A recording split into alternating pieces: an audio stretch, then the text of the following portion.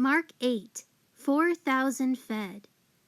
In those days, when there was again a large crowd gathered before him, and they had nothing to eat, Jesus called his disciples and told them, "I feel compassion for the crowd. They have been with me now for 3 days and have nothing left to eat. If I send them away to their homes hungry, they will faint from exhaustion on the road, because some of them have come a long way." His disciples replied to him, "Where will anyone be able to find enough bread here in this isolated place to feed these people?" He asked them, "How many loaves of bread do you have?" They said, 7. He directed the people to sit down on the ground, and taking the 7 loaves, he gave thanks and broke them, and repeatedly gave them to his disciples to set before them, and they served the crowd. They also had a few small fish, and when Jesus had blessed them and given thanks, he ordered these fish to be set before them as well. And the people ate and were satisfied, and they picked up 7 large baskets full of the broken pieces that were left over. About 4,000 men were there, besides women and children, and he sent them away. Then immediately he got into the boat with his disciples and went to the district of Dalmanutha.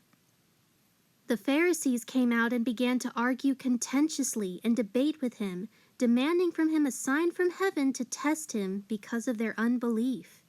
He groaned and sighed deeply in his spirit and said, "Why does this generation demand a sign? I assure you and most solemnly say to you, no sign will be given to this generation." Leaving them, he again boarded the boat and left for the other side. Now the disciples had forgotten to bring bread, and they had only 1 loaf with them in the boat. Jesus repeatedly ordered them, saying, "Watch out! Beware of the leaven of the Pharisees and the leaven of Herod." They began discussing this with one another, saying, "It is because we have no bread that he said this." Jesus, aware of this discussion, said to them, "Why are you discussing the fact that you have no bread? Do you still not see or understand? Are your hearts hardened? Though you have eyes, do you not see? And though you have ears, do you not hear and listen to what I have said? And do you not remember when I broke the 5 loaves for the 5,000, how many baskets full of broken pieces you picked up?" They answered, 12. "And when I broke the 7 loaves for the 4,000, how many large baskets full of broken pieces did you pick up?" And they answered, 7. And he was saying to them, "Do you still not understand?"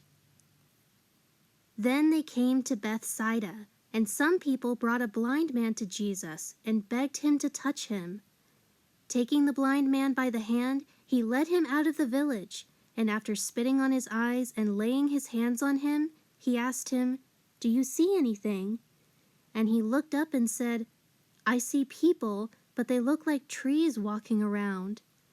Then again Jesus laid his hands on his eyes, and the man stared intently, and his sight was completely restored, and he began to see everything clearly.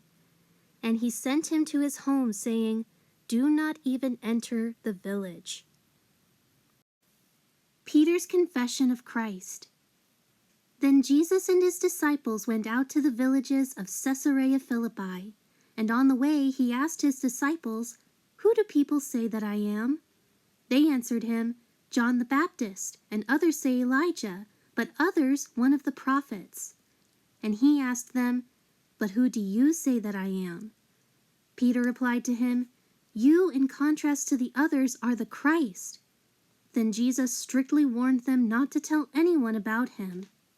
And he began to teach them that the Son of Man must of necessity suffer many things and be rejected as the Messiah by the elders and the chief priests and the scribes, and must be put to death, and after 3 days rise from death to life.